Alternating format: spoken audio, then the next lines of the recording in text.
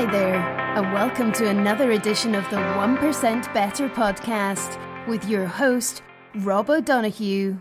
Hello folks, how are you doing? Welcome to the it's not the 864, it's the 1% Better podcast. Thanks for coming along and welcome. So you might notice my voice is a little bit hoarse. I've just started to realise this over the last couple of months or so. This year I started to do Bikram yoga once a week, typically at the weekend, sometimes during the week, but always after it, probably due to the absolute buckets of sweat that falls out of me during the 60 or 90 minutes. The next day my voice is quite hoarse, and I can feel it today because I did a Bikram session yesterday, because this week I'm still off work on holidays, staycation week, and said I'd avail of some suffering for 90 minutes and come out the other side, which I did. So by Bikram yoga, very interesting activity, if that's the right word.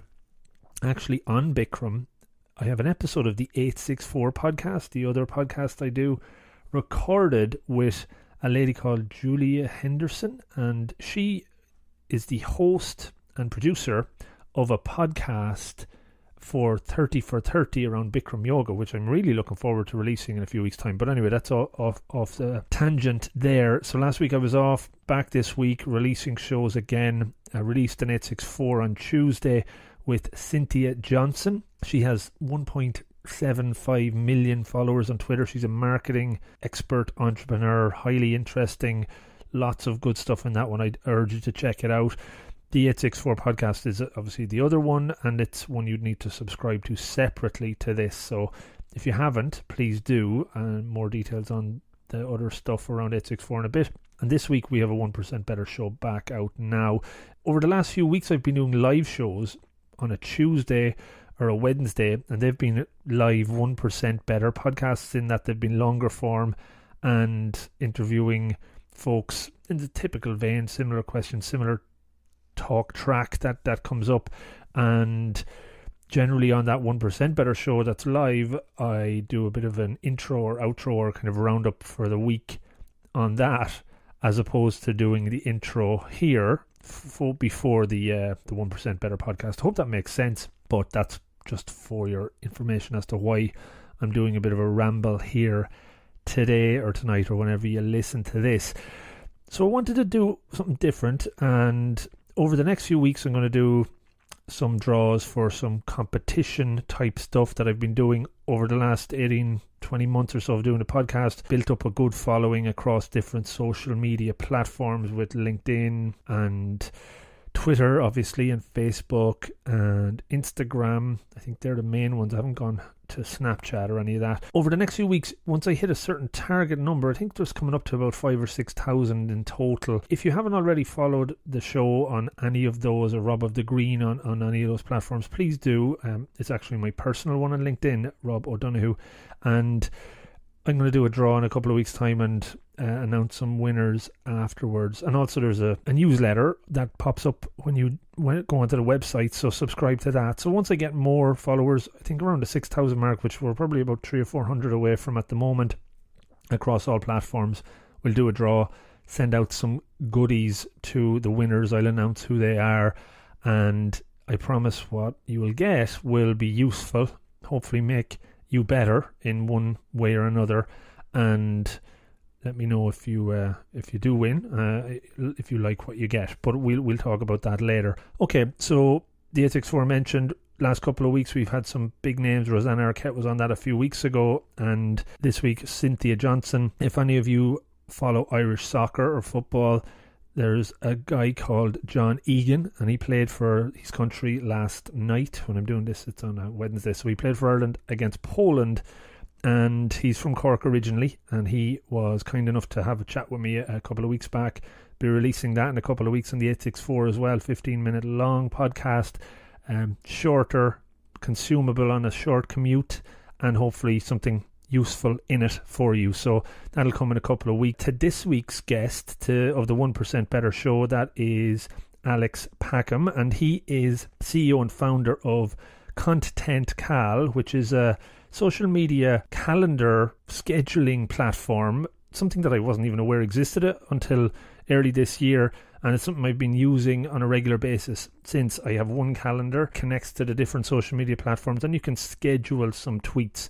I remember I was out for dinner with a work colleague one night, and he got a text or a tweet from me while I was talking to him. He said, "How did you manage to do that? Are you tweeting constantly?" And I was like, "No, I use this tool called ContentCal." So talking to Alex, we talk about his own entrepreneurial background, and we do have a lot of similarities. Very interesting character. Really hope you enjoy the podcast with Alex. Just a couple of final ones next week. I'm hoping to do a live show Tuesday or Wednesday, just trying to identify a couple of guests there. We'll put out an 864 and a 1% Better show probably towards the end of the week as well. And finally, if anyone knows Gary Barlow or has a contact with him, I'd love to chat with him for an episode over the next while. He has a new book coming out called A Better Man, I think, and that ties in nicely with the podcast team of 1% Better. So if you're on personal terms with Gary, drop him a text, tell him to get in touch. I would love to chat to him, as I'm obviously a massive Take That fan, and would be very cool to pick his brain. Equally, if there's any other guests that you would like me to chase down, to hunt down over the magic of social media or whatever means possible, I will do, and it would be great if you could suggest a few more names. This is actually episode 80 of the 1% Better podcast. I've combined the two seasons and did a bit of counting over the last week or so when I was off. Exciting stuff, but this is number 80, and I have another few recorded already, so I would imagine before the end of the year we'll hit the 100 mark. So it'd be really cool to get some names that you would like me to check in with and see if they come onto the show before we get to that century. All right, that's enough from me. Enjoy the podcast. Please do get in touch. Let me know if you're enjoying it. Give me some feedback. Okay, take care. Enjoy the weekend and enjoy the chat with Alex. Good luck. Hey folks, welcome to another episode of the 1% Better podcast, and in this one I am delighted to introduce my guest Alex Packham. Alex, welcome to the show. Thanks for having me on, Rob.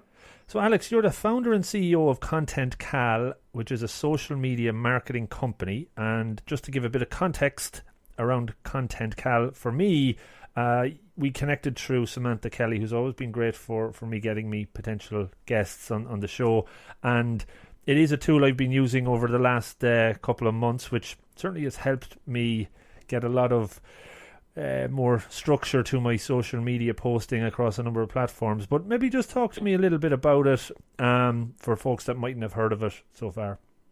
Absolutely. And you know what, that's really good to hear. It's helped with structure because that's exactly what it's for. So like I said, so Sam, as an introducer, has been fantastic for us. She was one of our brand ambassadors in the last few months, and she's been an absolute superstar, really helping us sort of spread the good word about ContentCal. So it's a funny story. I mean, ContentCal fundamentally, like I said, is a social media company.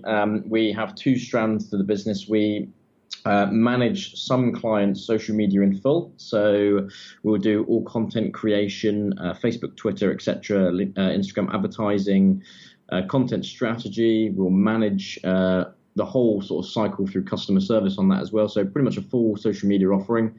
And we seem to be getting more and more invited into almost transformation projects for some companies, B2B and B2C, in terms of the fact that a lot of companies, which still surprises me, haven't actually done social media at all yet, or really still early in that journey. So some level of quite deep, I suppose, consultancy to a certain extent, and then implementation off the back of that. So that's sort of one side of the company. And the other side of things is off the back of our expertise, so we originally started as a social media agency. We built our own tool called ContentCal, which is obviously now sort of the focus of the business. So the agency used to be called ASTP. And we've subsequently licensed that tool to all sorts of businesses across the globe. So agencies, freelancers, big brands, small brands, medium companies who don't necessarily want that sort of service piece, but want something more sophisticated in terms of social media management. So as you'll say, kind of, the differentiator of our product is it's designed and created to give people and companies of all sizes structure to social. And one of our ethoses as a business is that failing to plan is planning to fail. Mm-hmm. And for us, that's how we basically approach any social media task, whether you're working with us, where we provide the service piece, or whether you're using the tool, that you just have to set up a plan to get social media going properly. So our whole tool and our whole ethos is around gearing up to that. So that's a bit of an overview. We've been going for 3.5 years. Got over 5,000 businesses signed up to the product. And like I said, we work with sort of 15 medium-sized clients where we do the whole piece of work for them. It's been a whirlwind journey for me as the person who started it in my bedroom 3 years ago. Now 30 people. We've had £1.6 million of angel investment. So we've sort of grown rapidly in the last few years. And so really exciting and interesting time, I think, for social media and just sort of startups in general in the UK and beyond. So I'm really pleased to be chatting to you. Yeah, lovely overview. Great to hear the story and the explosive growth. As somebody who works in an IT company myself, I'm just interested when you mentioned a lot of companies aren't even getting onto the train yet of social media. Do you see, I presume it's more tech companies that are embracing it, but is there any types of companies that are typically slow adopters, those laggards maybe? There's a surprising amount, to be honest. I mean, there's two assets to this. There's one that there are so many companies that are created every year. I mean, in the UK alone, I think it's about 500,000 companies are created every year. Right. And so you find that people obviously will create a business in all sorts of industries, but, you know, founders of businesses in particular will have one or two particular strong skill sets. So if you're creating a business in engineering, typically you're very good at engineering, or if you're creating a business in property management, typically you're very good at property, etc. But what most companies sort of find in their first, second, maybe third or fourth year when they get a bit bigger is that they need to advertise in some aspect, or they need to create some sort of community around their brand. And therefore, there's a lot of new businesses effectively coming to social media, or social media providers like us, or products to manage it, and they're looking for ways to streamline it. And that's fundamentally because social media is really one of the cheapest ways to enter the market in terms of what you do for your marketing activity. It's much cheaper than radio or TV or a lot of the print sort of media stuff. So a lot of people start there, which is really interesting. In terms of laggards, property is a fascinating industry. We work with lots of different property businesses, from estate agents through to commercial office companies and beyond. And there's a lot in that sort of space which a business has been done in much more traditional ways. And I think they're playing a little bit of catch up, just from my own personal experience. Manufacturing, but to be honest, you'd be surprised, big and small, when we see a lot of different briefs and users and things like that come inbound to us, how many companies of all sorts of sizes have yet to sort of find their way around this. And I think the weird thing is social media is used by so many people on a day-to-day basis, but for businesses, there's so much to learn and there's so much to know, and it's constantly updating, and there's quite a few skill sets from paid advertising, designing creative, consumer behavior. There's quite a few different skills you kind of need to learn or know to really manage social effectively. And as a business for us, obviously, we've got lots of different skill sets in the team that we can offer, or we seem to be able to offer different people's knowledge, I suppose, across different things to streamline the whole social media piece for businesses. So it blows my mind because I've worked in it for years, but it's like anything. I've been talking to the team recently saying, when I first learned how to do invoicing and accounting, to me, a lot of this stuff was really new. I've been running my own business for a few years now, so I kind of know a lot of that inside out. But as I was getting off the ground, it's just like anything. Law, marketing and social media is just becoming one of those business as usual things that those who know what they're doing, who can obviously offer services and support to help people. But I feel like it's really cemented itself in that sort of core, business offering that someone needs to do now. And lots of different industries, like I said, of which you'd be surprised at playing catch up. The really quick ones, to be honest, in social, just to finish on that, is the companies that typically invest a lot of money in marketing in general kind of jumped on it early. So big consumer businesses, entertainment companies like film producers and stuff like that, they kind of jump on it very quickly. And it's sort of some of the more, I suppose, slightly more traditional, slow to move industries that are playing a little bit of catch up, I think. Interesting. I just picked up when you mentioned property or kind of real estate. For some reason, something went off in my brain there to see, obviously Gary Vaynerchuk, and he kind of dominates all sorts of platforms with, I think my battery drains every day from the amount of tweets or updates I get from him on Instagram. But I think he's tackling the real estate market, I think, with multimedia or with social media. I just seem to remember him going to some, event in Miami. He's trying to connect to that, so he obviously sees a big opportunity in that space as well, maybe. Yeah, I followed him for years, and ironically now we actually share an office with VaynerMedia in London, so we're in the same building, which is a bit of a weird thing for me. So when I started the agency, ASTP, which was built off back of career, so I used to run Odeon Cinema, social media, and then Skies for 2 years at each place, and then left off the back of the early Gary Vee days. Not early in the Wine Library days, but I watched a lot of his original sort of Ask Gary Vee's before the whole VaynerMedia thing really exploded. Right. And he was almost like an online mentor, I suppose, to me, because I was running a social agency, nowhere near to the level that they are now, but building a very similar business. But yeah, I noticed, because obviously I follow him as well, he's got this big sort of event, and it looks like it's sort of like I said, property people coming together to talk about it. And from the interesting thing about property in our own discussions, or sort of the real estate industry is probably a better way of phrasing it, is that there's huge amounts of money in that industry that just hasn't moved for a long time. Website building companies to marketing service providers across more traditional media. There's lots of different things, but the people who particularly manage those budgets and things like that, like I said, they're very good at the property rental and the ins and outs of their own industry. But the more consumer-facing marketing, and also that industry has got a lot more competitive. I don't know if you know of WeWork, the big office provider. Yes. Globally, I mean, they've kind of pioneered, or in my opinion, from a distance, pioneered a bit more of a digital media, modern approach to bringing business to market. Yeah. And commercial property in particular, relies a hell of a lot on brokers to get people into the industry. But anyway, it's certainly one of those ones to me it's about to go through that sort of cycle in itself. I think in terms of really digital transformation, social media transformation, etc. On top of, I suppose, adopting to their own challenges in people working from home or wanting more co-working spaces and stuff like that. So very interesting industry, yeah. Interesting. I didn't expect to spend about 5 minutes talking about property on this podcast, but that's good. I like the tangents to be sure. I can see that's the problem. No, that's good. Hopefully we'll go in other random zones soon enough. But I wanted to talk a bit more about you, Alex, and what makes you and what makes you a founder and CEO of an organization and have that drive. So question I always like to pose, and sometimes there's interesting outcomes from it, is around what's your earliest memory when you were, think right back, what comes up? Ever, yeah. What comes up, first thing that comes to you? Okay. My earliest memory would... I've got some, do you know what? So I grew up in a place in the UK called Gloucester, and it was in a really sort of country area, I suppose. So our next door neighbours, or people in the area that we sort of mixed with, if you like, we just lived in a house, but they had a farm. So I have lots of really early memories of being out. I've got, ironically, the complete opposite of what I do now, but being outside, spending a lot of time with close friends. But I always remember, so just generally speaking, I just remember a lot about being outside, sort of running around and having a really great time just doing outdoor activities, basically, playing with all sorts of stuff. But I always remember, for some reason, even at a very young age, being a very, very deep thinker. I've always been like that ever since I've grown up. I've always been a hugely deep thinker about why things happen.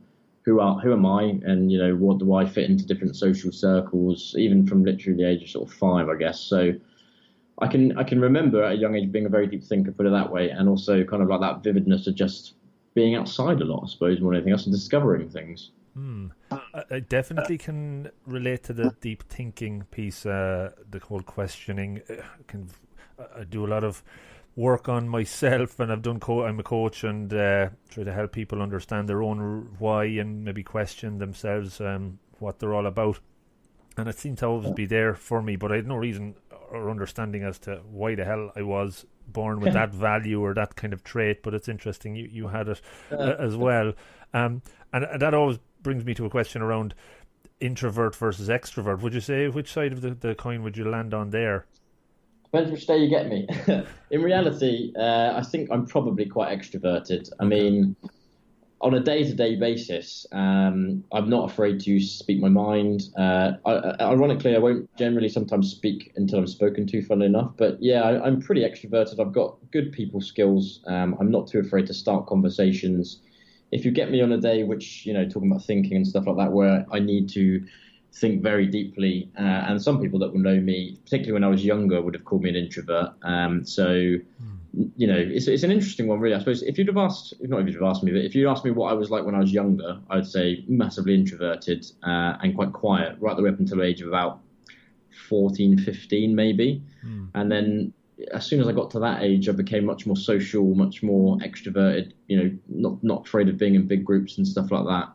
But yeah, I think if you'd have asked me when I was very young, or asked how people would have described me, if you read a school report or something like that, it would have probably said introverted up to about the age of 14, 15, ironically. So you could be an ambivert, which is kind of a bit of both. And I didn't even know that was a thing. I think we're all probably a bit of both in some ways. So yeah, when you were growing up, then what was kind of the focus for you? Were you from at that early age eager to be an entrepreneur, or where did that start to come?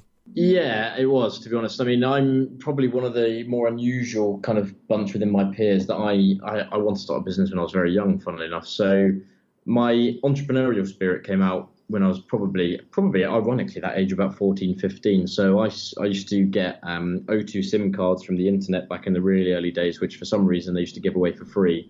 And they had sort of these pay-as-you-go minutes packaged into them and sell them in the playground for £10 a pop and made reasonably good money at that level.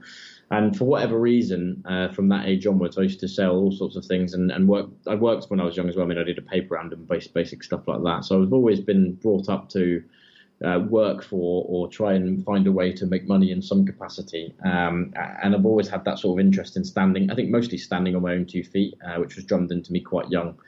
Weren't the kind of family to get a huge amount of pocket money. I was always helped as when I needed, but I certainly would never have got pocket money for nothing, if that makes sense. So I've always had to sort of work for an income since I was probably about 15, 16.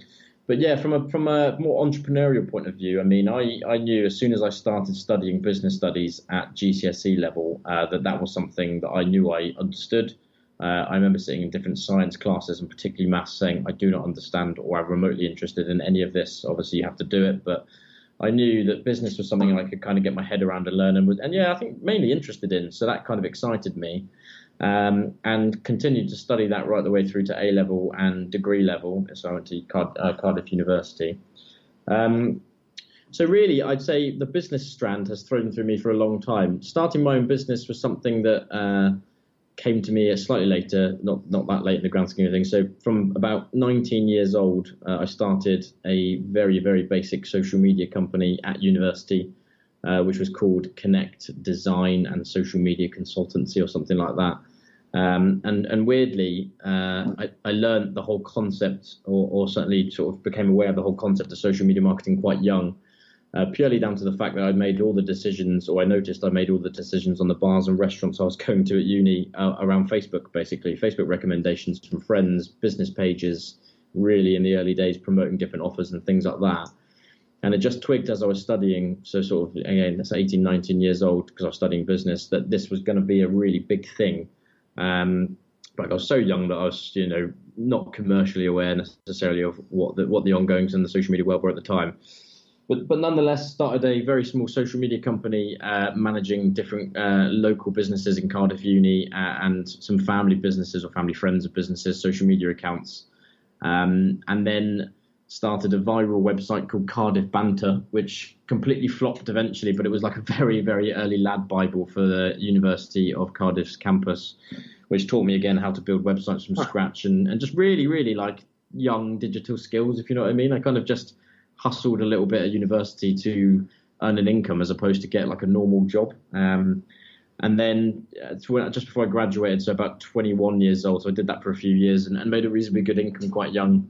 One of my business mentors, if you like, at the time, who was a family member, who sort of helped me get all this off the ground, kind of just said to me, look, Alex, I think you could go and do this social media company thing now, but you're so young, I think you should go and do a few years corporate experience. So I did that, like I said earlier. So I worked at Odeon Cinemas from graduating university for 2 years, and then subsequently one of the departments in Sky called Now TV for 2 years, and built a sort of professional, if you like, or corporate social media career off the back of that. And then started the social media agency called ASTB at 23. So I did a lot of it quite young, I suppose, when you look at it on that respect. And I'm a few years into that now and beyond, and a lot more experienced. And I made a huge amount of mistakes and things like that along the way. But as you can probably tell from that, I mean, right the way from about 15 to 23, 24, I've been really in some capacity being either an entrepreneur in full or an entrepreneur on the side, and just business, I suppose, both from a sort of family history and what I've been exposed to at different ages, and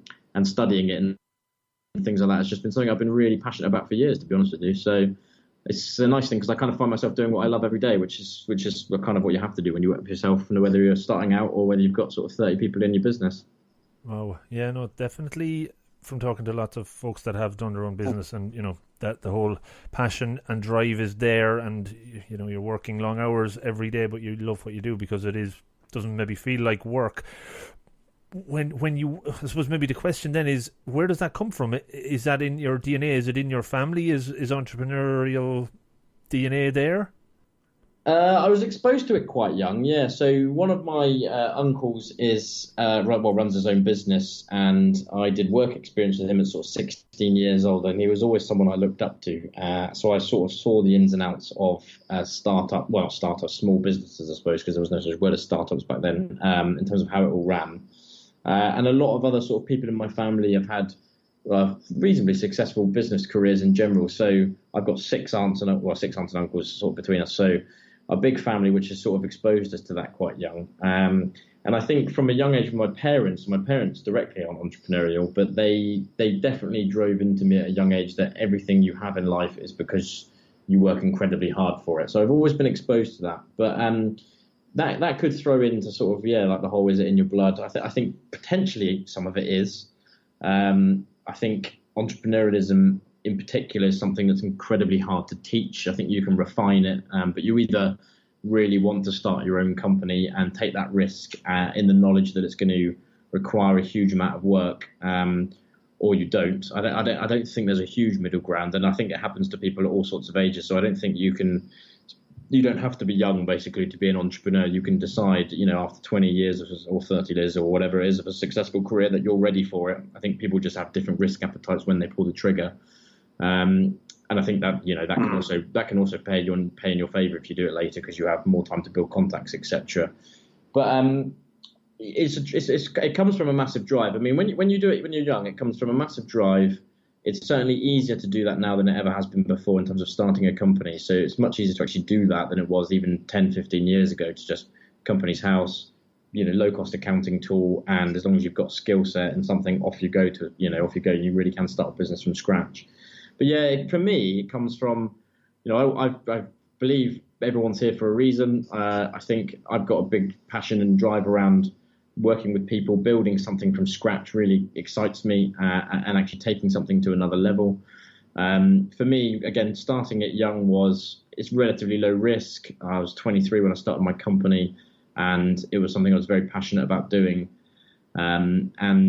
I just wanted to focus on it. Honestly, I remember working in the last few months in my job at Sky, thinking I just can't wait to start this full time and just crack on into it, and just minimizing some of the risk and some of the income streams and stuff like that you have to have at the time. So making sure you've got enough clients and you work out how to pay the bills and all that sort of stuff. It feels like a little while ago now, but there's definitely something in entrepreneurs, and the same that I see in myself, that just makes you want to do it. I can't quite describe what it is, but you're focused on nothing else than that. I mean, for the first year of the business, I worked every day, every night.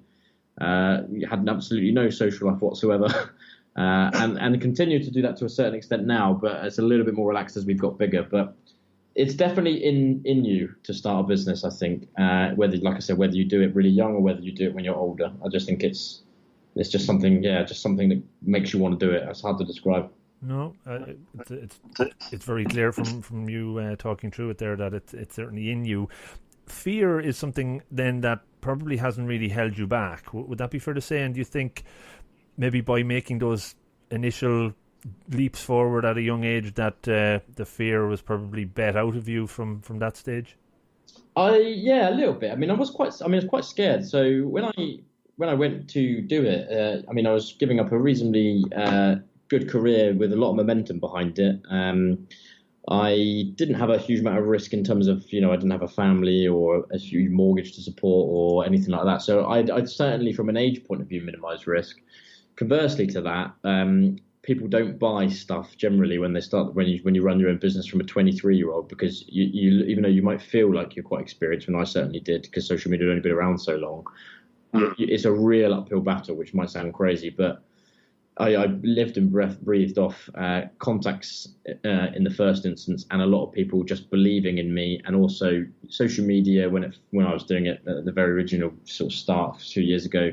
People did think it was a bit of a young man or woman's game, and so they kind of entrust in you on that side of things. And I had a few clients that really, to be honest, had a massive leap of faith into just hiring me to do any work for them.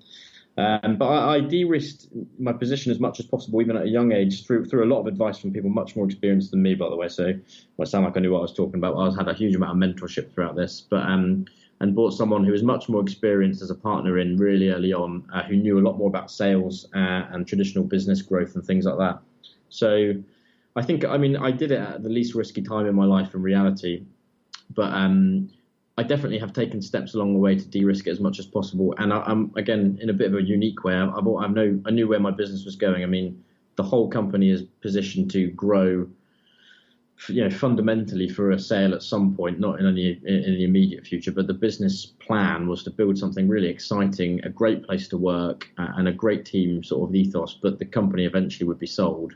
And we are a million miles away from that, but that was always the end goal. And funnily enough, the more you get into the company and things like that, the less you think about it, really. But we you focus on the execution and everything else. But I went in with a very specific goal. I wasn't someone who started a business to build a lifestyle company or anything like that. It really is to build something just, that will really make a difference in my industry. And we're right in the thick of it now. And I have to say, we've gone from, like I said, me in my bedroom to we've got 30 full-time employees now and various freelancers and stuff like that. Like, it's a fascinating journey, and you have to love every minute of it, from the really good highs to the really good lows. So it's it's good fun as you sort of progress, and you get to different stages along the way, and so many different challenges change. So yes, it's very interesting. Yeah, very good. Just in relation, you mentioned early on about maybe lessons learned or certain mistakes you've made along the way. Is there any one or two that jump out that you took the most learning from? Yeah, ironically, one that's happening quite recently. We avoided in the early days bringing on expertise in various different departments, if you like. So when I first started, it was literally me, and then, like I said, someone came on with sort of sales experience, and then we effectively grew organically from there through some angel investment, and most of it through just traditional business development. One in particular is we didn't bring finance people or finance expertise at a more senior level on anywhere near early enough. So we've just pretty much got into that sort of mode now, and it's made a dramatic difference from literally month one of bringing someone in to really look after that side of things very quickly. That's like a really detailed example. I think the other thing is that when you start a company, whether it's you and one other or however many people, you should really write down all the things that you know how to do really well, and write down all of the things that you don't, and find a way to fill those don'ts with experts as quickly as possible, either through hiring, from organic growth, or through raising some capital or loans or whatever it may be to get them in. Because businesses, I think, in my learnings in the last sort of 3-4 years doing this, popular contrary belief is never the success of one or two individuals. It is a whole team effort, and there are so many skill sets required to run a successful company that bringing the right people on to manage the things that you don't know how to do well it's the number one skill. And not being afraid or nervous or have any ego attached to that along the way. And what I've particularly learned is you build a management team that really know how to run with their individual bits, and that comes with its own challenges. But build that, and that's how you create the infrastructure for a real successful company. Again, just depending on different businesses I've come across or your own experiences and things like that, and people you see, there are very, very few businesses that run from one person's supermind that are kind of controlling one thing. There's lots of different people contributing, and I think, to me, that would be the biggest learning, depending on your ambitions and stuff like that, and depending on what kind of business you want to build, obviously. But just get the right expertise in as early as possible in the areas that you don't know, and everything goes faster from that point, actually. And I guess conversely to that point, the probably the biggest reason businesses might fail is because the leader or CEO or owner doesn't do those things early enough and tries to juggle all the balls in the air and then suffers, maybe. Totally. I mean, we've got about 20, probably not, about 25 private investors now, all who either own successful businesses or have had successful businesses. And nearly every single one of them has said to me, the other investments that they've got or the businesses that they don't invest in when they get pitched is because the owner or founder or whatever you want to call it, CEO, will be reluctant to take on some of their advice, so some of these really experienced business people's advice, and also seems quite reluctant to bring on other people along the way to take control of some of the bits that they just don't know about. And it's a fine balance, to be fair, as a sort of someone who starts their own business, because most people, you start your own company for freedom, for wanting to hone down your skill sets. There's a little bit of glory in it, obviously, so I don't think anyone starts a company without the idea of wanting to make something a bit of a success personally as well, and there's nothing wrong with that at all. That's exactly what it should be about. But the really successful companies that I've seen from a distance with friends of mine who run them, or mentors that I've had along the years so far, they've all had management teams that successfully and really through a lot of hard work and don't always get on, but they work together, to build something really successful. And I was once told a true successful business is something that can stand basically completely on its own two legs, despite the person who started it. So if I, fell off a cliff or was hit by a bus and ContentCal in a few years' time couldn't carry on, I would have failed in theory. And I think, the further you get on and the more you see that working, the more you realize it. It's fascinating though, but I've seen a lot of people that I've known quite closely have their own sort of businesses and not realize that at different stages, right the way from startup to bigger. And I do think that's the differentiator, if I'm honest. It's having the realization of what you can absolutely own, and doing what you obviously can to fill the other gaps, but at the right time, bringing that right expertise on board, it changes the whole thing. Excellent. I think that's great. Excellent. Great advice. And the you mentioned that kind of strengths and weaknesses. I kind of do a personal SWOT of my own strengths and weaknesses, opportunities, threats from time to time, just to see what areas are needing a focus. And I guess that's kind of effectively the tip that you shared there, what you did for yourself. So good to hear that. What you've just said, honestly, is good to hear, because a lot of people either get text or from mates or just messages from people really from all over the world, because on Instagram or sometimes on LinkedIn and stuff like that, saying, how have you got to where you are, or just checking in and saying, how did you get along your journey? Most people, bizarrely, never ever analyze themselves or even remotely think about, like what you've just said, take a pause, go grab a coffee alone and write some notes about where you're at in your life, what do your goals happen, or where are you with your goals, what are your aspirations, all that sort of stuff. And luckily, or whatever you want to call it, I read about that really early on, probably like yourself, and just put aside some time to go and do it. And I still do it now every month, like you. I write down exactly where I think I'm at, what do I need to do next, where am I struggling, where do I need help, what am I really doing well at, and what should I be doubling down on. And I genuinely think that everyone, somehow, some way, I'm sure you probably do too, needs to do that process, and for whatever reason doesn't. It blows my mind, to be honest with you. But I think you'll probably agree with what you've just said is, how much does that just give you, just writing it down on paper or whatever, total clarity on where you are, basically. No, absolutely. And again, it comes from the coaching work that I probably do. But I think it goes back to your point earlier of being a deep thinker from a young age. So I would equate a lot of that into self-awareness and your ability to self-reflect. That's kind of tied into emotional intelligence, or the concept of EQ.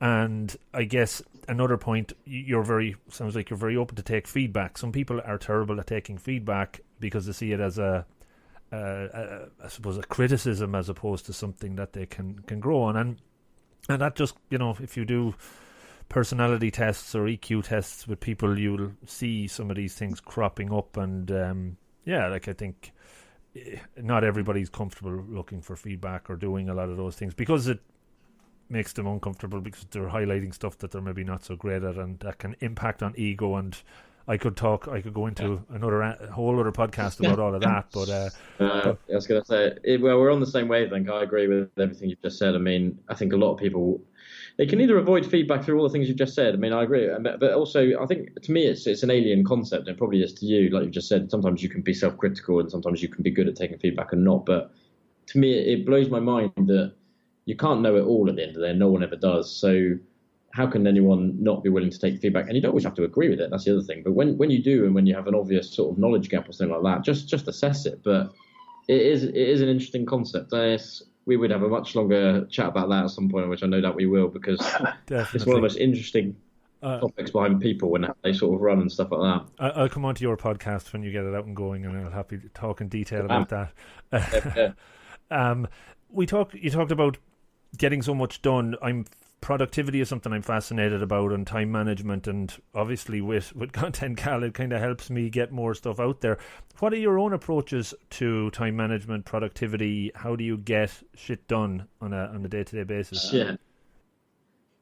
Sometimes it feels like an uphill battle as well, but I mean, I think when I first started the business, it was the first time I started getting up very early. So I think you see this in a lot of Tim Ferriss podcasts and also Tim Ferriss books, if you're ever reading any of that stuff, that most people who, like you just said, in inverted commas, get shit done, generally speaking, do get up early. So I get up at sort of 6, half 6 most days, not every day, but most days. And that is my time. I will go through to-do lists. I will try and clear emails. I will send the calls send the texts or the messages that I need to send. And I will not do anything else. I'll sort of remove all distractions needed. So no TV, all that sort of good stuff. So there's no magic to it. I get very early and get through as much of my own to-do list as physically possible. And then I compartmentalize everything. So my to-do list is made up of 4 to-do lists, if you like. And one is ContentCal, one is life admin, one is this, one is that. And I will I suppose I'm pretty organized. So I'll have basic to-do lists for each one in priority order, and I'll just crack on through it. I mean, it's very difficult. So that sounds almost perfect. Obviously, I go into work or I start my day, and then by about 10 o'clock, it goes crazy because you get calls, messages, etc. from your team and all sorts of other bits and bobs. But generally speaking, I have a bit of a rule, particularly around email. So I don't do a lot of email every day. I do it first thing in the morning, once in the afternoon, and then once in the evening. So that removes a huge amount of day-to-day crap, basically, to allow you to focus on work. And then I have been able to mentally prioritize actual work in the last few years over that sort of thing like email. But if you'd have asked me again, this question when I was working in a corporate business, my entire life would have been responding to emails and stuff like that, and you never really do any work. And that's just the nature of it, because there's a lot of communication. But getting shit done, honestly, is getting up early, no distractions for me, getting through as much as I physically can, and then the day tends to go in different directions. But organization, self-discipline, educating yourself on the different ways that you operate as a person. So I know I'm very sort of list orientated, and I can focus when there's no distractions. And I can come across a bit rude sometimes to people when I am focused, because I'm like, I can't speak to you now, sorry. And that's that, which works sometimes and doesn't work all the times. But yeah, it's an interesting one. I just don't think there's much magic to it, funnily enough. I think a lot of people wish there is, but there really isn't. You just got to crack on. And find the motivation to do so, basically. Yeah, it's. I'm just kind of laughing as you're talking to myself here. I put an article out late last year, kind of 11 things that I do to be more productive, and I would be probably known for getting stuff done because of my day job and doing all of this, either side of it. But I used to get up around 6, and this month, every month this year, I do a kind of a monthly challenge to try and build a habit and get better. But 5 a.m. now is my rise time as of the start of April, and it's even better. Like, I get even more done before I go to work every morning now. Like, I've kind of developed this thing I'm calling the rule of 3, where I get 3 things done before I leave to go to my job. And I like it. I feel great then, because I get those 3 things can take about 25-30 minutes each, and I feel on fire in lots of ways, knowing that other shit gets in my way during the day, that at least I know I have that sort of stuff off my brain. And what I've learned as well, that certain things keep coming into my mind, and they're the things that if something comes in 5 or 6 times over the course of a couple of days, I just stop and I try to do that thing immediately, because it just keeps getting heavier and annoying me more, and it might only turn out to be a 3-minute task, but it just keeps coming in, and I have to address it. The sooner the better. So yeah, it's so funny you say that. Because I wanted to bounce off the back of that. I did exactly what you just said in January. So for me, every January is the reset month of the year where I'm like, I will do nothing really but focus on setting up this year correctly. And for me, it takes a month to do that. So in January, I don't know if I did it properly this year. I did it last year though, where I got up at 5 a.m. every day and I started to document it on Instagram, and exactly the same thing. The only other thing I'll add to my previous list is the first three things, first three or whatever it is, things, I'll try to do the things that I don't want to do that day first. Yeah. So typically it's like, all right, I've got to write an email to an angry client, or I've got to write a long email about, where we're at in the business to investors, or whatever it might be. The long task, you've just got to get your coffee or your tea or whatever you drink in the morning and just fly through the tough ones first. And it might feel painful at the time, but if you do make the 5 a.m. start or the 6 a.m. start, or even a 7 a.m. start and get into it early, like you just said, it relieves the rest of your day, because that annoying, long, most time-consuming and most brain-consuming is the other thing, brain power-consuming task is done. You can then get ready, go to work if you're still, in full-time jobs, or you start your own business. You've got the biggest thing off, your checklist to do for the day done before you've even really started. And I think, I'll take my hat off to you to do the 5 a.m. thing, because I know how hard it is, but it makes a huge impact. I mean, it's the biggest thing for me if you're talking about sort of 10xing productivity or 100xing, whatever it might be. It is getting up early and just really getting stuck into tasks and things you've got to do. Yeah, it's definitely a bit of a game changer.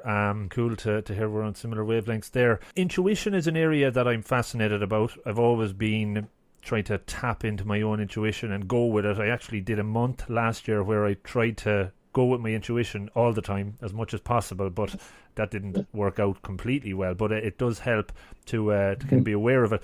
Is that something you use on a day-to-day basis when maybe you're making decisions or things that come up in the business? Do you tap into that, or are you more data-driven? So I constantly, if I'm honest, use intuition. I am data-driven, nowhere near as much as some people in our company and some people I've come across. I mean, I do look at numbers. I do bounce off different numbers, be it like website visits for marketing traffic or revenue or user growth, etc., etc. So I will, and I can be very, very analytical on that stuff when I'm needed. But I would say my natural inclination is intuition and from the gut. So it's an interesting one. People who are familiar and quite able to discuss about this and how good or bad their intuition is, I would say a lot of the time I'm right, and a lot of the time I'm wrong. So it's really hard to put a number on. So I'm an optimist by nature. I am always 10 minutes late for something because I think someone will forgive me for being 10 minutes late or whatever it might be. But I'm optimistic that my intuition, generally speaking, is right. And I've been right with a couple of really big calls in our business and the way we've grown, both from I think this deal is going to happen and I think it's going to be this amount, or I think that person's going to leave, or I think that this is going to happen, or we've got to make this change for this or whatever. But, then conversely to that, when someone the complete polar opposite of me in the company will say, I looking at the data, and as soon as someone says that, my brain as an entrepreneur to me like, oh God, I know they're right, but I've got to listen, but I don't want to, etc. But, looking at the data, this is what we need to do, and if you wait this many months, this will happen, and blah, blah, blah, blah. I've been proven wrong many, many times on that front. And as an optimist, and I'm a very, very, generally speaking, impatient person, I think everything can be done yesterday, which is definitely not the case. But I'll often, or I would have back in the day before I was a bit more educated in this, for sales, for example, I would often write off a deal just because it isn't happening now, because my assumption would be that may never happen. Whereas we've had, sales cycles for some of our deals that have been 18 months, and it's just, persistence, someone having more knowledge in that space. So my intuition on many of those situations has been wrong. But I think you have a bit of a finger on the pulse for depending on, what your industry is. So my intuition and my knowledge around social media and the way the industry is going is pretty much always right. I very rarely get those things wrong. But yeah, I think to start your own business as well, you've got to believe in it probably more than most people do, because I think you are, really speaking, going with your gut a lot of the time in the early days, and I think that is really critical to self-belief. And don't beat yourself up if you get them wrong, some of the calls wrong, but I think when it's one of those things when you're going to be right, you just know it at the end of the day, which is a weird human trait, but it's definitely true in my life anyway. Yeah. Cool. Yeah. Again, intuition, fascinating stuff. Read a lot about it, and it's so important, I think, to tap into, and the more you tap into it and trust it, probably the better it gets. I know we said we'd do 45 minutes or so, Alex, so we're coming up near that, believe it or not, but think we've only scratched the surface on a good few things here. Maybe just a bit more about ContentCal. So, as I said at the start, I'm using it since I started using it as a podcaster. It's brilliant because I can schedule updates to go out on the different platforms that I use during my work day, which I don't get time to get on. Obviously, I remember I was out for dinner with a couple of people from work last week, and I was sitting beside one of them, and he showed me, just after sending me a tweet there, and I says, no, I use ContentCal to automate it. I'm surprised even people that are quite au fait with social media platforms aren't aware of having such a tool. Is that, that's probably a good thing in that there's such a broad market still untapped, maybe? Totally. I mean, I'm pretty good for time at the moment, by the way, so we can carry on. But I mean, it is. Do you know what? It's absolutely fascinating to me, like you just said. So there's lots of social media tools out there. Number one, the social media industry, from a marketing point of view, has probably been maturing for the last 10 years, and automating a lot of this stuff for me and probably like yourself and a few other technology savvy people is an absolute, obvious thing that you can do that. If you've worked in technology industries or anything like that, it just seems blatantly obvious, basically. Particularly if you meet anyone in marketing technology. I mean, that industry itself has exploded in the last few years. But like you just said, you had, and kind of what I sort of said at the start, you would be absolutely shocked and surprised by how many people who aren't on Facebook or don't use WhatsApp, or I've never looked at Twitter, not even on LinkedIn, but are really established, successful professionals, business owners, people who want to start their own companies, people who work in big organizations, etc. And their mind is blown by the fact that you can do these things. And it's, like I said, for ContentCal as a business, there are social media tools out there that have been going for a long time that are hugely successful. The reason I came up with ContentCal, which literally started as a scribble on a few pieces of A4 paper and now has over sort of 5,000 businesses signed up to it, it was literally because I couldn't find something that effectively merged a spreadsheet, which was how I would plan my content calendar back in the day, and scheduling. I used to find it painfully frustrating when I worked at Odeon that I would create a content calendar in a spreadsheet or a Google Doc, send it to 3 or 4 people to look at. They would have to edit it. They would spell something wrong. There would be a wrong version, etc., etc., etc. And I was like, well, why can't this just be done on the internet all in one go, rather than me then having to copy and paste it to Hootsuite or whatever? Which sounds, again, if you're in the industry, you'll feel my pain, because that is how so many businesses manage social, or even worse. And you'd be surprised how many big companies I have consulted with that do this. Just post something every day on the day because they feel like it's the right thing to do. And it just blows my mind that that's even a thing. So the whole company was really born off the fact that I, as a doer in these sort of social media, as an end user, could not find something that worked the way I would expected it to, really. So I prototyped it in the early days with the agency I started's clients, and also showed a few technology sort of people I knew around the concept of it. Did a lot of research into social media tools, making sure that nothing similar at the time existed. And then, like I said, I started my business when I was 23, so I've become a lot more business savvy, if you like, and sort of raised different rounds of investment and stuff like that. So I've learned a lot of that stuff in the last 4 years to kind of frame the whole business sort of growth piece into it. But you would be amazed just how niche social media marketing still is. And to give context on that, the bigger companies that you come across, I mean, the really big advertising companies, so you're talking your sort of FTSE 100, Fortune 500 businesses, etc., they still spend enormous amounts of money on traditional media. I mean, unfathomable to a certain extent amounts of money. And a lot of them spend a lot of money on social media, but nothing in comparison. So if you just think of it from that level, and how they are typically the, quite often anyway, thought leaders, or the people that really have the budgets to experiment. And then you go through from corporates to medium-sized businesses to SMEs, and how basically everyone operates. The growth that social media marketing and companies' growth that they'll see off the back of activity through social media marketing, because it's very cost-effective, is still enormous in terms of what's yet to come. And yeah, it just blows my mind. I mean, I used to work at Sky, where we spent £200 million a year on advertising, and a tiny proportion of that on a macro level was in social media. So they've still got a long way to go in terms of maturing. And small businesses where we work with companies that spend, £50,000 a year on marketing or a couple of £100,000, you'd be surprised how little still they're marketing on social media versus some traditional channels. So the industry's still got a long way to go. And the other kind of more unique thing, just to add into that, to throw into the mix, is that so social media in particular emerged, let's say, 10 years ago or 8 years ago in terms of marketing, which was typically managed by people like me at the time, fresh graduates or young interns that have now matured through their careers and sort of got to some sort of more middle management level or senior management level or whatever it may be. And that's their native, tool. They don't watch TV. We spend all of our time on Facebook, Twitter, Instagram, etc. That is our TV channel, and TV is our supplementary entertainment form. So that whole cycle is now starting to catch up with itself, that the people who buy in expertise are starting to, it's their native, it's their native platforms they go to, if you know what I mean, like TV would have been for a lot of other people. Yeah, no, definitely makes total sense. Where do you see the, I suppose, emerging trends coming up, or what do you see as maybe some of the next big things, even in social? Is virtual reality something that'll play into that space, or?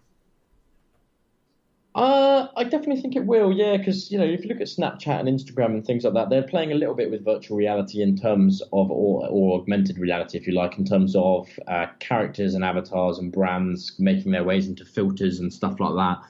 I think on a really boring note, in terms of, the next wave of things that might come, is that I think there's a huge amount of this data cleaning up of marketing activity that needs to happen ever since the birth of the internet. So GDPR, you have data that Facebook and all the other big internet giants have around people. I think there's a bit of a moral question on the fact that they're massively regulated versus sort of every other channel, really, if you like. And I think so that's a big wave of maturity, I think, to come for those platforms that have got very, very big through technology and scale.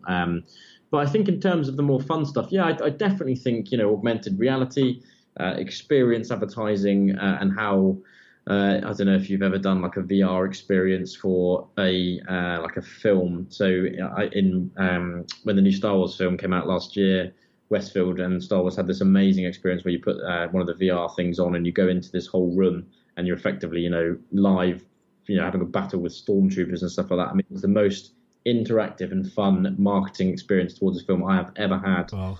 And I think, stuff like that will make its way into social, and you'll get these, different departments collaborating on campaigns. So there's a lot of really exciting stuff. And advertising and marketing, which a lot of people tend to forget, it's there to entertain, because it's there to bring people through a funnel from getting your eyeballs on something right the way through to making you conscious that you want to buy from that business. And that's how advertising and marketing effectively works. You expose people, or a lot of people, to your message through ideally entertainment and information.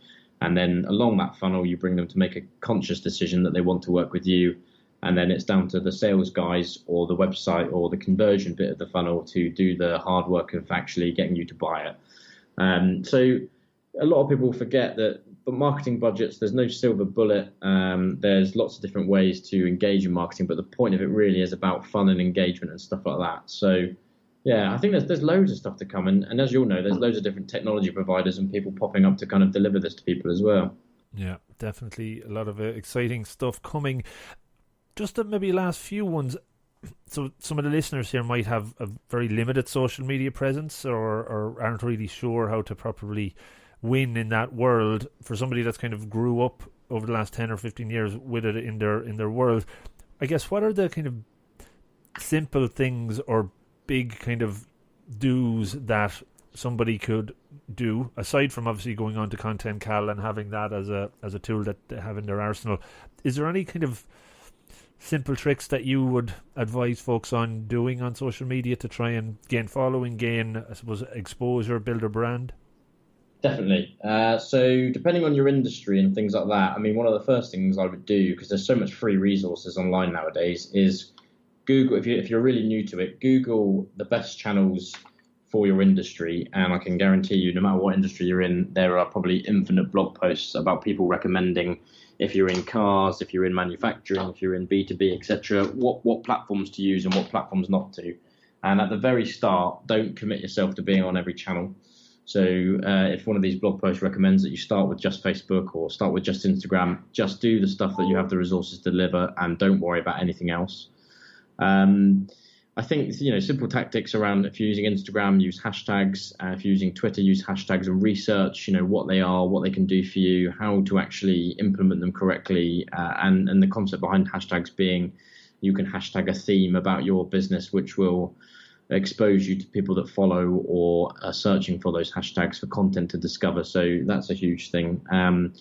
But, there's so much free stuff online about social media marketing. The other thing really would be if you're going to do social media marketing nowadays as a small business, it's not a free tool. It takes time, and generally speaking, if you're advertising something, requires a little bit of budget to experiment from a sort of pay-per-click advertising point of view. So again, Google it and experiment with some budgets that you're willing to test your budget on and see what you get in return. But once you get to spending, reasonably significant amounts of money, or you're willing to invest significant amount into testing and learning different campaigns, get a professional to do it.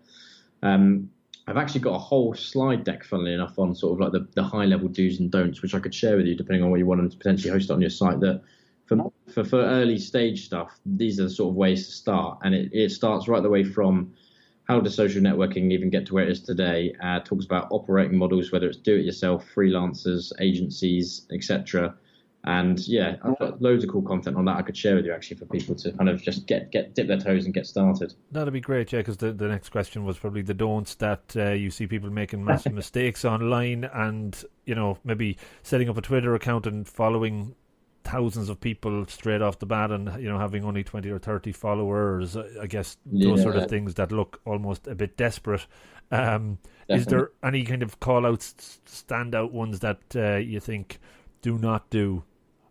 Some of the things you've just said. So, don't buy fake followers. Don't use tools that do lots of automated following and unfollowing, so you can get a bit of a fake audience off the back of things. Right.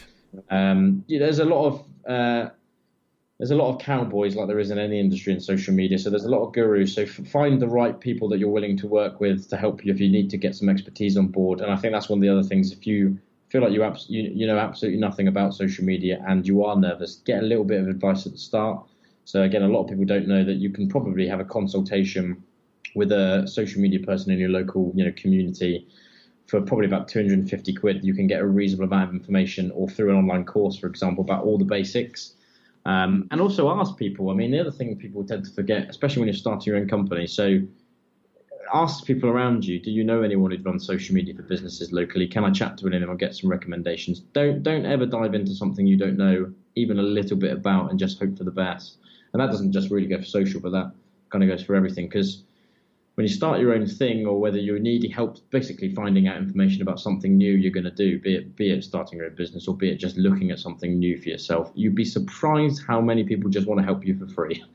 And get you off the ground. So if I wanted more help with you, or someone who knew a lot more about life coaching and things like that, initially you're going to help the person understand why they might want to do it and the benefits. You might not do all the work for free, but you want to get people to understand it. And then obviously if they want to go and engage with you on a more professional basis, off you go. But yeah, there's a lot of things in social. And I think the main thing around yourself, like you say, is educate yourself on as much as you physically can before you jump into anything, basically. And that's the whole, like I said, the whole ethos of ContentCal is plan rather than whatever the phrase is.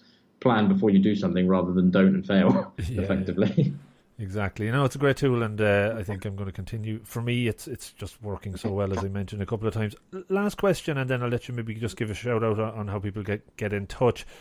I have a page on my website now that I put book recommendations on from previous guests, and I'm a ferocious reader and audio book listener. So is there any one or two books that you would recommend that you've leaned on during your entrepreneurial days, or even outside of it, that has been helpful, beneficial, that you would kind of go back to?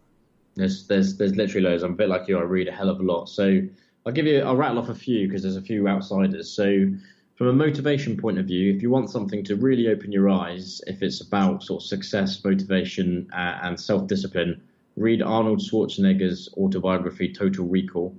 If you read that genuinely, it can change your life and how you perceive a lot of things. Because the guy, even if you just read the sleeve, it basically says he was born in Austria. Yeah. Nazi occupied, at the time, or very, very kind of in that sort of world where the war in theory is still going on. By 20 he was Mr. Universe. By 22 he was a millionaire. By 29 he was the world's biggest movie star, something along those lines. Like, the story that guy has gone through is just purely motivating, and it sounds bizarre, but someone recommended it to me, and I was like, really? And then I read it. And I was like, holy shit, that was one of the best things I've ever read. Yeah, I'm looking at it here on my shelf. It's one that I read a few years ago as well. It's great. There you go. And then on a more practical basis, I have read The Lean Startup, which is great for understanding technology processes, or if you're building a tech product in the early stages. The 4-Hour Work Week by Tim Ferriss, just to get you to get the head around, if you're going to start a business, there's no perfect time to do it. Just get on with it. That's the ethos I took from that. I read a book last year which completely changed my life, called The Daily Stoic, and that is about 1 page a day of snippets of Stoicism by Ryan Holiday, and that can quite dramatically have an impact on how you perceive the world and how you deal with day-to-day stresses and stuff. So read the blurb before you read the whole thing, because it can really it helps you focus a hell of a lot on what's important and what's not, but it can really desensitize you to a lot of things. So have a good read of that one before to see if it's for you. There's a book called The Sales Acceleration Formula, which is great, which is written by the sales director of HubSpot, which our sales sort of director recommended to me. So there's loads, so I'm quite happy to send a bunch over. But again, these are the sort of ones that I've sort of read, and they have made huge impacts. And I don't necessarily feel like you need to read every single page of all these books. I've skim read a lot of them and skipped chapters, and I write a lot of notes as I read and all that sort of stuff. So it's like an exercise for me rather than just reading a book, if you know what I mean. Exactly. No, I again be the same in that I've taken kind of instead of a passive reading approach, it's more of an active reading approach. I've kind of got into the habit of almost putting a PowerPoint presentation together with certain books that I've read as I've gone through it, just so that I have this kind of structured and could call upon if needs be. So it kind of, there's a mindset change there though, in a way. People read books probably to relax in a way. When you're creating a PowerPoint deck, reading a book, you're almost kind of working on it, but that's studying. You're almost revising like you did at school, uni or whatever, but you're actually doing it practically if you believe the book will have a proper impact on it. And you want to do it, yeah. Exactly. The first book I'm reading now, not taking notes, is Sapiens, which is the first non-business related book I've probably read in about 3 years, and it is fascinating. But I am purposely reading it just to relax. I get the Bible books again for business.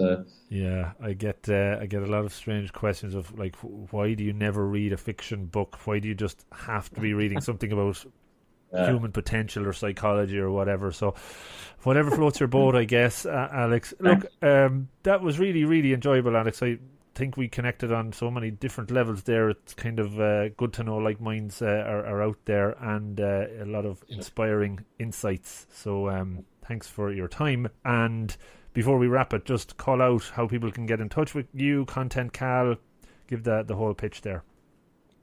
Totally. Thanks so much for having me on. Like I said, I really enjoyed the chat.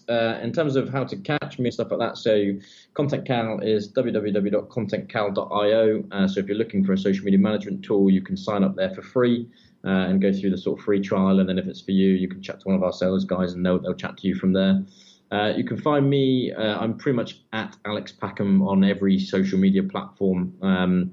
And I've got a personal website, which is alexpackham.com, where you can send me an email or contact me directly if there's any questions on anything or you want any follow-up materials and stuff. I'm pretty active on email. So that's how you get in touch. And thanks again, Rob. I've really, really enjoyed the chat. Nice one, Alex. Thanks so much. Well, speak to you soon. So how did you find it? A good show? Hopefully. Do take a second or two to let me know. And before you do dive off, just a couple of quick call-outs. The new podcast, the 864, 15 minutes long, in fact 864 seconds is the aspiration, is now out and ready for listening. Check it out on the site. Go to the podcast page. There's a link for 864 there, or go on to Apple Podcasts and subscribe. That would be awesome. The 864 is all you have to search for. And it's in all other podcast platforms that you can think of or should be. So have a listen. Every week I release a 1 Minute Monday video clip, which is also a tip to hopefully make you 1% better. Check that out. It's on the website on the video page. Did you also know that only about 1% of listeners to podcasts, not just my own but all, leave a rating, leave a review get in touch or give feedback, and I would love if we could buck that trend and put it to 2% for this one. So please do take the time to give me a bit of feedback, give me some ideas about future guests or whatever the hell comes into mind. Just get in touch or rate or review the podcast on Apple. That helps. I'm available at all of the social platforms, pretty much all, at Rob of the Green. That's either with or without the @ sign, but you'll find it under that moniker, so hopefully I'll hear from you there. Last couple of quick ones: support. So I do offer some pro bono coaching. Get onto the website, the support page, to get in touch. Few hours a month, happy to do that. And if you would like to support the podcast, that would be awesome. You can do so through Patreon and also through purchasing books through the book page on the website. That goes through Amazon and we get a little percentage. I'm not even sure what, but it's something. And finally, just to say thanks for taking the time to listen to the podcast. I know there's lots of other shows out there. It means a lot that you're checking this one out. So have a great rest of day, week, month, year, whatever it may be, and hopefully you're getting 1% better as a result of these shows. Take care and good luck.